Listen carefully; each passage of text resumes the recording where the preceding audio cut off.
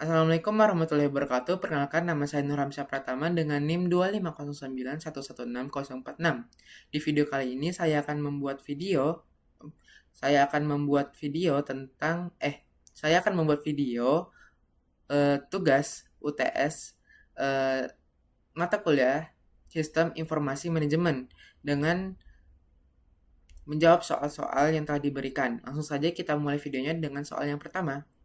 Oke, soal pertama tentang peranan SIM dalam perkembangan organisasi dan bisnis di Indonesia. Jadi, sistem informasi manajemen ini basically adalah sistem yang ngumpulin, ngolah, atau nyajiin informasi buat bantu organisasi dalam ngambil keputusan. Nah, peranannya di Indonesia itu besar banget. Yang paling terasa itu dulu orang ngambil keputusan bisnis sering cuma modal, feeling, atau perkiraan doang. Sekarang dengan SIM, semua keputusan bisa diambil berdasarkan data yang real. Misalnya laporan penjualan harian, stok barang, atau laporan keuangan yang bisa dipantau langsung. Selain itu juga, SIM juga bikin operasional perusahaan jadi lebih jauh efisien. Hal-hal yang dulu dikerjakan manual, kayak absensi, penggajian, atau pencatatan stok, sekarang udah bisa otomatis. Hemat waktu, hemat biaya pula. Kita bisa lihat sendiri buktinya di perusahaan-perusahaan besar seperti Gojek, Tokopedia, atau bank-bank digital seperti BCA dan BRI. Semua operasionalnya sudah sangat bergantung dengan SIM. Bahkan di pemerintahan pun udah diterapin, misalnya Simpek untuk data kepegawaian dan Simda untuk keuangan daerah yang bantu pemerintah kerja lebih transparan dan tertib. Lanjut di soal kedua yaitu contoh penerapan SIM sekarang.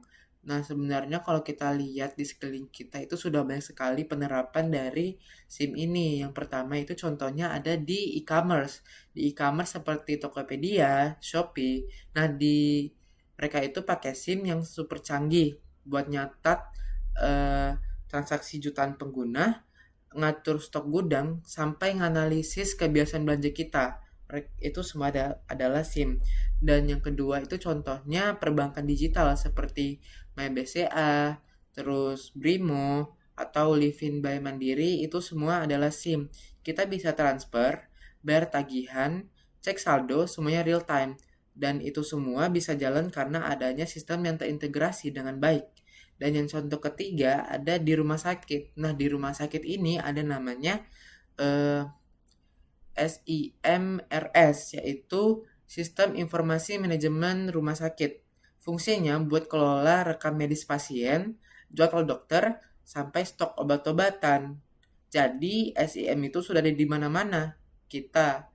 Cuma kita nggak sadar aja. Lanjut di soal yang ketiga itu peranan database dalam SIM. Jadi database ini simpelnya dia itu fondasinya dari SIM. Jadi kalau nggak ada database, SIM itu nggak bisa jalan karena nggak ada tempat buat nyimpen dan ngambil datanya.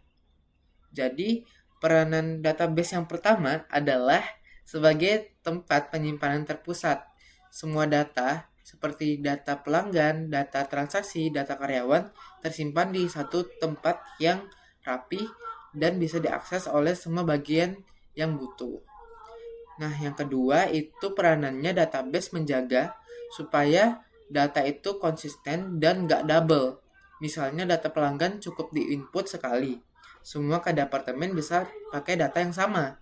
Ketiga, database bikin pencarian informasi jadi cepat banget.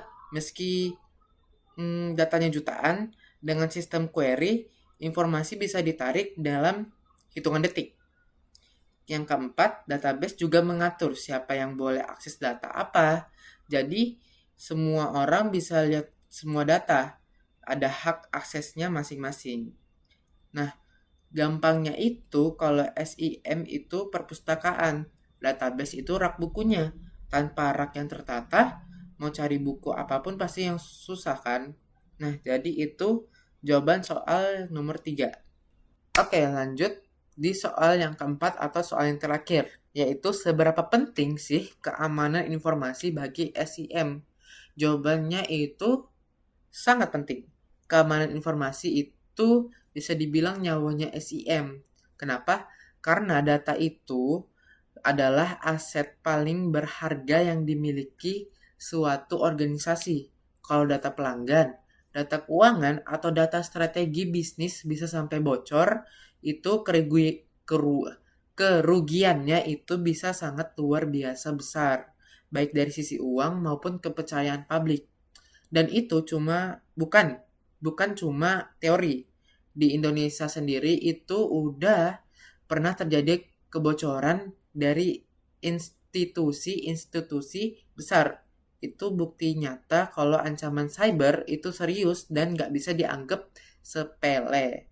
Selain itu, sekarang Indonesia juga udah punya undang-undang perlindungan data pribadi yang disahkan tahun 2022. Artinya, sebuah organisasi lalai dalam menjaga data bisa kena sanksi hukum.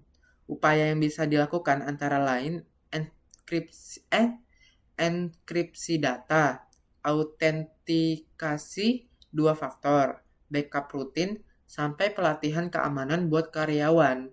Intinya, keamanan informasi itu bukan fitur tambahan, itu keharusan. Oke, itu aja jawaban dari saya untuk keempat soal UTS dari matkul Sistem Informasi Manajemen ini. Semoga penjelasannya mudah dipahami dan bermanfaat. Mohon maaf kalau ada yang kurang dan juga ada salah kata dari saya. Terima kasih. Wassalamualaikum warahmatullahi wabarakatuh.